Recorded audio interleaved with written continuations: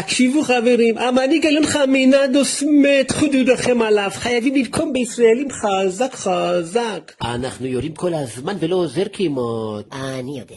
נראה טילים בכמות קטנה במשך תקופה ארוכה ונשתק להם את הכלכלה. אולי נראה כל שעה, כמו תינוק מבוכה, וואו.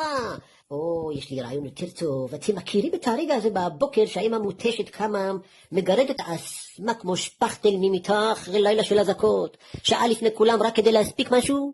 למה? כי הישראלים המג'נונים החזירו את המשק לעבודה, אבל לא את החינוך ואת הבתי ספר. והיא בונה על זה שבגלל שהם לא ישנו כל הלילה כמחר חופש, אז בתי המושגחים הקטנים ישנו עכשיו אולי עד 12 ותספיק לעבוד, לנקות ולסדר את הבלגן שהם עשו אתמול חקטוסו. אז יש את הרגע, אז יושבת עם עצמה בשקט לפני שמתחילה את העבודה עם הקפה, בדיוק אז צריך לראות, ואז היא תרוס לממד או למקלט והקפה יתקרר, וכל הילדים יקומו לה ויתחילו לסוק לה, אמא, ולא הסכימו לחזור לישון, ויהיו הסבונים כל היום וייכנסו לה לזום ויטריפו לה את השכל. אוי, מני דנוע יון, זה אחלה רעי מדי.